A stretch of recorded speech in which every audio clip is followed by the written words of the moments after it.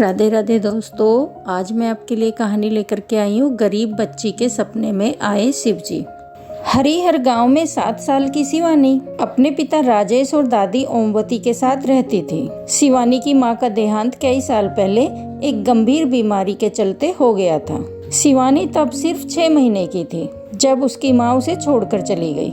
अपनी पत्नी की मौत के गम से दुखी होकर उसके पिता ने शराब को ही अपने जीने का सहारा बना लिया। फिर शिवानी की देखभाल उसकी दादी करने लगी। एक बार शराब के नशे में राजेश कहीं चला गया और फिर कभी लौटकर नहीं आया। ओमवती गांव के ही मंदिर में साफ सफाई करती थी और उसी से वो अपना और शिवानी का पेट पालने लगी। ओमवती जब भी काम करने मंदिर जाती तो शिवानी भी उसके साथ ही चली जाती। जब तक ओमवती मंदिर में साफ सफाई का काम किया करती तब तक शिवानी शिवजी की मूर्ति से खूब बातें किया करती। हे भोलेनाथ, मेरी दादी कहती है कि आप अंतर्यामी हैं और सबके दुखों को जान जाते हैं। फिर तो आप जानते ही होंगे कि मेरी माँ मुझे छोड़कर आपके पास चली गई है और अब मेरे पापा भी मुझे छोड़कर कहीं चले गए हैं। हे प्रभु, अब तो आप ही मेरे माता पिता हैं, क्योंकि दादी तो दादी ही है ना।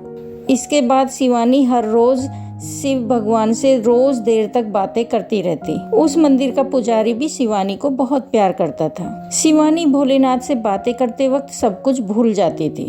चलो बेटा, काफी देर हो गई है, अब हम घर चलते हैं। जब देखो भगवान से बातें करती रहती हो। दादी, क्या भगवान मेरी बातें सुनते भी होंगे? हाँ बेटी, वो सबकी सुनते हैं, तुम्हारी बातें भी वो जरूर सुनते होंगे। ऐसे ही कई साल बीत गए। शिवानी अब बड़ी हो गई, लेकिन वो अब भी शिव मंदिर आकर भगवान से बातें करती रहती।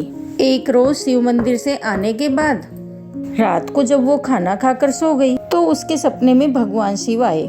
शिवानी बेटी, उठो। भोलेनाथ, आप मेरे सपने में आए हैं? हाँ बेटी शिवानी, कल सेठ दीनानाथ कोयले एक खान में आग लगने वाली है। अगर ऐसा हुआ तो कई मजदूरों की जान चली जाएगी। शिवानी की आंख खुली तब तक सुबह हो चुकी थी। वो झट से दीनालाल के घर पहुंची। जहां पहुंचकर उसने उन्हें सारी बातें बताई। ये तुम क्या बोल रही हो? ऐसा कुछ नहीं होगा। भला सपने की बात भी सच होती है क्या? अरे मैं तुम्हारी इन बातों को नहीं मानता। शिवानी की कही ये बात सेठ दीनालाल का मजदूर सुन लेता है और वे जाकर ये बात सारे गांव में बता देता है, जिस कारण कोई भी गांववासी उस दिन काम पर नहीं गया। उस दिन सेठ दीनालाल अकेले ही वहां गया, लेकिन उसके वहां पहुंचने के थोड़ी देर बाद ही उस खान में आग लग गई। बचाओ बचाओ बचाओ बचाओ। जैसे तैसे वो वहां से जान बचाकर भागा। ये बात सच होते देख सभी गांव वाले शिवानी की जय जयकार करने लगे। सभी गांव वालों ने उसको जान बचाने के लिए धन्यवाद कहा। शिवानी पर सचमुच भगवान शिव की कृपा है, इसीलिए तो स्वयं भगवान शिव उसके सपने में आए। हाँ, तभी तो उसे पहले ही पता चल गया कि खान में आग लगने वाली है और उसी के कारण आज हम सबकी जान बच पाई है। इस तरह जब भी गांव में कोई अप्रिय घटना होने वाली होती तो भगवान शिव पहले ही शिवानी के सपने में आकर उसे सब कुछ बता देते, जिससे कोई भी अनहोनी होने से बच जाती। धीरे धीरे गाँव भर में शिवानी की बड़ी इज्जत होने लगी और सब उसी का गुणगान करते। गाँव वालों के इस रवैये से गाँव का मुखिया जलने लगा था, क्योंकि पहले गांव में सब उसी की इज्जत करते थे, लेकिन अब हर कोई शिवानी का ही गुणगान करता है। जिससे जलते हुए मुखिया अपने आदमियों से बोला, सारे गांव भर में यह अफवाह फैला दो कि शिवानी पर कोई भगवान शिव की कृपा नहीं है, बल्कि वो तो काला जादू जानती है, जिस वजह से वो सब जान जाती है। साथ ही वह पूरे गाँव को अपने बस में करना चाहती है, जिस लिए वो ऐसा कर रही है। गांव भर में ये बात फैल जाती है। कुछ लोग शिवानी पर भरोसा करते हैं तो कुछ उसके खिलाफ हो जाते हैं। मुखिया का एक बेटा था अशोक, जो दिल ही दिल में शिवानी को बहुत पसंद करता था। उसे अपने पिता की चालबाजी के बारे में सब पता चल गया। उसी रात शिवानी के सपने में एक बार फिर शिवजी आए और कहने लगे, शिवानी बेटी उठो। प्रभु, आप कुछ होने वाला है क्या? हाँ बेटी, कल गांव में जो लकड़ी का पुल है वो टूटने वाला है, इसलिए तुम्हें सब लोगों को उस पुल पर जाने से रोकना होगा। अगले दिन सुबह शिवानी भागते भागते उस पुल के पास पहुंची और कहने लगी, रुक जाओ, कोई भी उस पुल पर मत जाओ, वो पुल टूटने वाला है। तभी मुखिया के आदमी भी वहाँ पहुँच जाते हैं और कहते हैं, हे लड़की, तू क्यों अपना काला जादू करके इन सबको अपने धोखे में रख रही हो। तभी वो पुल टूट जाता है। आपने देखा ना, मैंने कोई काला जादू नहीं किया, ये पुल सचमुच में अपने आप टूट गया। अच्छा, झूठ बोलती है, मैं अभी तुझे बताता हूँ। मुखिया के आदमी लाठी उठाकर शिवानी को मारने ही वाले होते हैं कि तभी वहाँ मुखिया का बेटा अशोक आ जाता है। छोटे मालिक आप? हाँ मैं। तुम लोग क्यों इस लड़की को परेशान कर रहे हो? ये कोई काला जादू नहीं जानती। आप हट जाइए मालिक, आज हम इसे सबक सिखा कर ही रहेंगे। तभी अशोक चाकू से अपनी उंगली काट लेता है और उसकी मांग भर देता है। अब हाथ लगाकर दिखाओ इसे।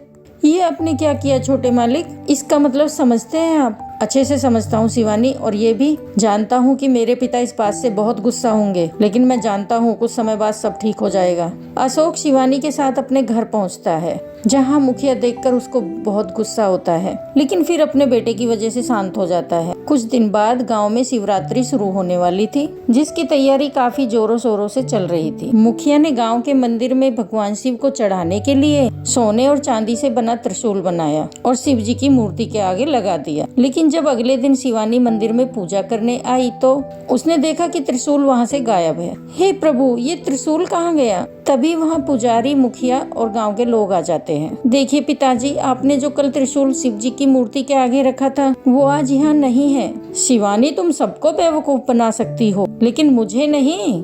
हो न हो ये काम तुम्हारा है, और अब सबके सामने भली बनने की कोशिश कर रही हो। हे भोलेनाथ, आज आपके भक्ति पर कितना बड़ा इल्जाम लग रहा है। आप कहाँ हैं प्रभु, आप कहाँ हैं? मुखिया शिवानी को खूब बुरा भला सुनाते हैं। तभी अशोक मुखिया से कहता है, अपने पिता से कहता है, मैं जानता हूँ पिताजी, मेरी पत्नी ऐसा नहीं कर सकती। आपका ये इल्जाम झूठा है। हाँ, तुम तो इसी की तरफदारी करोगे। आखिर इसने अपना काला जादू तुम पर भी जो कर रखा है। मैं तो कहता हूँ इस डायन को यहाँ से निकाल दो। शिवानी जोर जोर से भगवान शिव के आगे रोने लगती है। तभी भगवान शिव वहाँ प्रकट हो जाते हैं। बस बेटी शिवानी, तुम्हें अब और रोने की जरूरत नहीं। दुष्ट मुखिया, पहले तो तूने वो त्रिशूल लाकर मेरे मंदिर में चढ़ाया और फिर रात को खुद ही उसकी चोरी की और उसे ले जाकर अपने घर के बेड में छुपा दिया, और सारा इल्जाम तू शिवानी पर डालना चाहता है। अपनी भक्त को मैं ही उसके सपने में आकर आने वाली अनहोनी से आगाह करता था। ये मेरी परम भक्त है। मेरे माता पिता दोनों तुम ही हो। ये बात आज तुमने सच साबित कर दी प्रभु। आज अपनी इस भक्त को बचाने के लिए तुम स्वयं यहाँ आ गए। मैं तो धन्य हो गई प्रभु। इसके बाद भगवान शिव वहाँ से अंतर्ध्यान हो गए और सभी गांव वाले मुखिया को भला बुरा कहने लगे। इसके बाद मुखिया शिवानी से कहता है, मुझे माफ कर दे बेटी, मैंने तुझे समझने में भूल कर दी। तू तो साक्षात हमारे घर में देवी आई है। इसके बाद शिवानी मुखिया को माफ कर देती है। अब मुखिया भी सच्चे मन से उसे अपनी बेटी की तरह ही रखता है। अब गाँव के सभी लोग शिवानी को भी भगवान का रूप मानने लगे। अब शिवानी के साथ साथ मुखिया भी, अशोक और मुखिया भी शिव जी के भक्त बन जाते हैं और सच्चे मन से शिव जी की पूजा करने लगते हैं।